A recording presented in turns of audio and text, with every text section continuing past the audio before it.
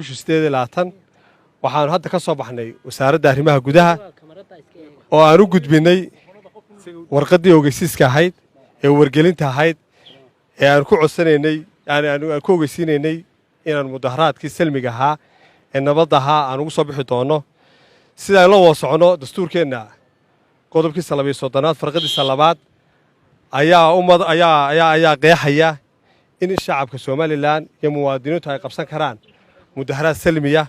oo nabadeed oo ay ku muujinayaan dareenkooda sida la ajligeed annagoo halkan ku taagan labadii xisbi waxaan maanta warqaddii wargelinta ahayd gudbinay wasiirka arrimaha gudaha si sharaf leh ayuu isaguna runtii nooga guddoomay waanu naga aqbalay warqaddaasi oo nagala wareegay mudaharaadkan wadnaa ma aha mid colaadeed ee waa mid nabadeed oo lagu muujinayo shucuurta shacabka Soomaaliland ay ka qabaan doorashada dib loo dhigayo ama carqaladda la gelinayo weeyaan taasina waa tu soconaysa mid cid u joogsanaysa runtii ma aha waxaan iyaga kala hadlaynaa oo runtii aan u sheegaynaa hay'adaha nabadgelyada iyo ciidamada booliska inay shacabka mudaharaadi doonaan mudaharaadka salmiga qabsan doona ay iyaguna nabadgelyadooda ilaaliyaan maadaama oo aanay wax burburin iyo dhibaato u socon ay u socdaan si nabada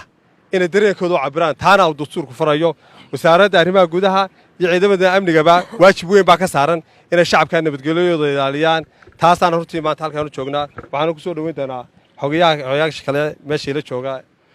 dhammaan shacabweynaha jamhuuriyadda Soomaaliland waan salaamayaa salaan kadib waxa aanu maanta nimi wasaaradda arrimaha gudaha ee jamhuuriyadda Soomaaliland waxaanu u gudbinay wasiirka oo isaguna si wanaagsan nooga guddoomay ogeysiin iyo wargelin mudaharaad ama banaanbax nabdoon oo salmiya kadib markii madaxweynaha jamhuuriyadda Soomaaliland uu faragelinta ka dayn waayay guddidii doorashooyinka qaranka kadib markuu dhaariyay xubno aan weli guddi noqon uu dhaariyay oo uu yiri hawshooda gelayaan kadib markuu madaxweynuhu jadwalkii iyo hanaankii iyo timetable-kii dimuqraadiyadda ee aanu sugaynay 13 November in la garo doorasho madaxweyne uu madaxweynuhu ka gabaday uu ka gabargaalay iyaanu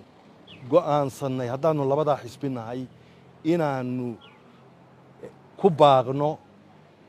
banaanbax salmiya waxaan farayaa dhammaan taageerayaashayada waxaan farayaa dhammaan shacabweynaha jamhuuriyadda Soomaaliland ee ka soo qayb gali doona ee dimuqraadiyadda jecel in ay si nabdoon uga qayb galaan banaanbaxyada kuna muujiyaan dareenkooda waxaan laamaha amniga oo uu madax ka yahay taliye janan maxamed aadan saqadhi aanu faraynaa oo xasuusinaynaa ku baraarujinaynaa inay mas'uuliyad weyn ka saaran tahay nabadgelyada iyo hawshaas siduu u qaban lahaa waxaanu kaloo sheegaynaa oo aanu faraynaa ciidamada kala duwan ee hawshaa qaabili doona inay muwaadiniinta mudaharaadka ka soo qayb gala ula dhaqmaan si walaaltinimo iyo muwaadinimo u jirto una ilaaliyaan xuquuqdooda السلام عليكم ورحمة الله وبركاته الحمد لله رب العالمين إلهي بقى مهضنا مركو هوري مرلباتك وحمانتا أنو كور قلنا وزارة دا الرماها قدها إنانو وقد بنا ورقد داسو عن مركي كوباد أنا هين إلا وقد بيو ورقد داسو كهاد ليسا أما فلون يسا قضب كامدا dastuurka jamhuuriyadda Soomaaliland ama xuquuq ay leeyihiin muwaadiniintu oo ah inay fikirkooda u cabiri karaan si salmiya taasaanu maanta ku wargelinay wasaaradda wasiirkii oo joogaana si wanaag aan ugu tagnay warqadii isagaan gacanta ka gelinay markaa waanu ku wargelinay wasaaradda waxaan shacbiga jamhuuriyadda Soomaaliland u sheegaynaa inay si nabadgelyo ah oo salmiya ay maaragtay u soo baxaan hadduu Ilaahay yiraahdo oo ay nabadgelyada ilaaliyaan kalana shaqeeyaan cid qaabilsan nabadgelyada maaha markii koobaad cud ahaan waxa noogu dambeysay mudaharaad salmiya oo aanu sameeyno 2013 baa noogu dambeysay muddo imaka 8 sano ama aan samayn insha allah iyadoo xaq iyo xuquuq dastuurkuna siiyey waqtigaa waxaanu mudaharaadkaanu qabanaynay aanu kaga hadlaynay ama aanu ku doodaynay xuquuqda maanta saxaafadda ee godka dheer maanta ku dhacday ayaanu berigaa kaga doodaynay oon lahayn saxaafaddu ha madax bannaanaato sidoo kale annagu xisbi ahaan xisbigan maanta talada hayee kulmiye mudaharaadda salmiya ayaanu wada qabannay intii u dhaxaysay 2007 ilaa laga gaadhay 2009 markaa waa wax caadiya wax dhagaha dad shacbiga Soomaaliland ku cusub maaha waxa weeye waxaynu hore u samayn jirnay waxaan markaa ugu baaqayaa taageerayaasha axsaabta mucaaradka inay diyaar garoobaan mudaharaad salmiya oo nabadgelyo ah oo ka dastuurku tilmaamaya inaynu u soo baxna hadduu Ilaahay yiraahdo waa ogtiin maanta xaaladda dalkeenu ku jiro abaartayna haysa iyo biyo la'aantayna haysa waa arkaysaan waxa arkaysaan maciishadii halkay marayso shidaalkii halku maraya waa arkaysaan waxa weeye markaa waa inaynu maanta taas waxaynu kaga bixi karnaa oo keliya hoggaan cusub oo doorasho oo dalka doorasho ayuumaynu kaga bixi karaynaa maanta taa sidaa daraaddeed taasina waxay ku imanaysaa inaynu maaragtay mudaharaadkaas salmiga ah aynu ku soo celinno xukuumadda shuruucda iyo dastuurka ay ka baydhay ku soo celinno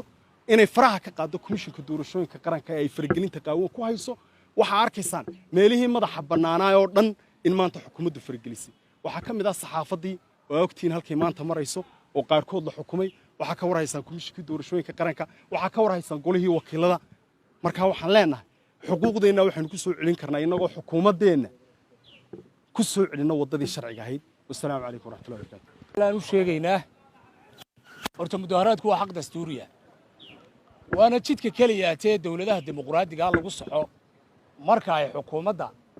iyo cidda xilka haysa ay jidka ka baydho mudaharaadkeena inagu doonayna waa mid salmiya waa mid nabadgelyo waa mid sixitaan waa mid jidka lagu soo toosinayo madaxweynaha ka weecday jidkii doorashooyinka jidkii dimuqraadiyadda Soomaaliland ku caanamaashay xuquuqda dastuuriga ah ee mudaharaadka iyo sixitaanku haddaanay jiri lahayn oo qodobka 12 damaanad qaadi lahayn dalku ku burburi lahaa waxa ka dhici lahaa waxa aan wanaagsanayn waxaan ummadda Soomaaliland u sheegaynaa mudaharaadka la isugu imanaya inuu noocaaya laamaha amniga iyo hay'adaha cadaaladda iyagana xisbi ahaan iyo ummad ahaan waxaanu faraynaa inay ilaaliyaan mudaharaadayaasha xuquuqdooda iyo xaq ay u leeyihiin banaanbaxa oo ay ku ilaaliyaan jid nabadgelyo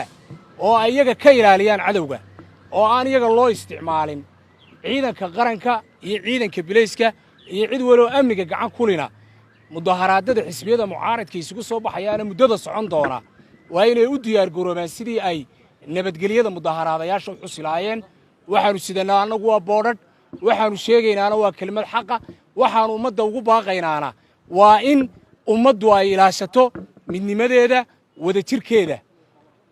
xil jacayl waxa ka weyn jiritaanka ummaddan iyo qiyamkeeda kursiga madaxweynahana waxa ka weyn ummaddan nabadgelyadeeda jiritaankeega iyo joogitaankeenna waxa inoo ballana mudaharaad salmiya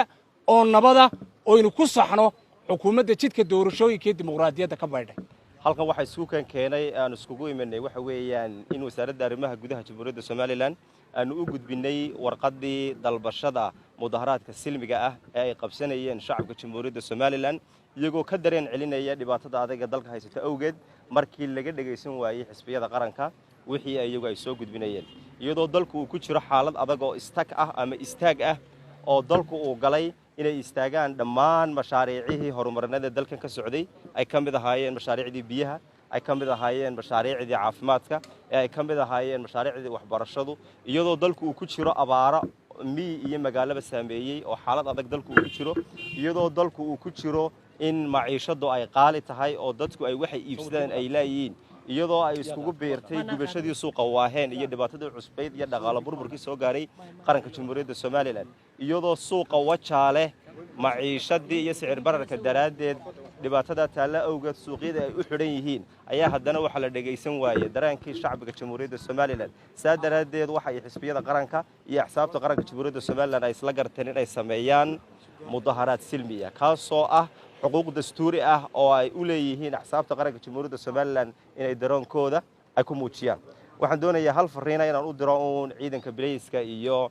qolooyinka inoo qaabilsan ammaanka iyo nabadgelyada waxaan doonayaa inaan halkan fariin uga diro taliyaha ciidanka booliiska jamhuuriyadda somalilan iyo taliyaha ciidanka qaranka jamhuuriyadda somalilan waxaan leeyahay dhammaan dadkaasi mudaharaadayaasha ah oo mudaharaad silmiya wata oo boodhar wata oo aan qorina sidan oo qalin keliya ta sita ha la soo dhoweeyo hana lagu ilaaliyo xuquuqda dastuuriga ay leeyihiin saa daraaddeed waxaanu leenahay ummadda shacabka jamhuuriyadda somalilanna diyaargarooba dhammaan gobollada diyaargarooba dhammaan degmooyinka diyaargarooba insha allah biidnillaahi alkariimna maaha mudaharaadka la sheegaya mudaharaadku ma aha sidiisaba in wax la qalqalgeliyo ama wax la dhibaato geliyo laakiin keliya waxa weeyaan sixitaan dadka laftarkoodana fariin baanu u diraynaa mudaharaadi doona dadkaanu waxaanu leenahay xirfad iyo aqoon ha lagu daro marka la doonayo in la mudaharaado ciidanka biliiska iyagana waxaan leenahay dadka idinka ammaankooda ka mas'uula waayo qori ma sitaan ee qalin iyo boodh keliya tay sitaan saa daraaddeed waxaanu leenahay insha allah biidnillahi alkariim hala diyaar garoobo asalaamu calaykum waraxmatullaahi wabarakaatu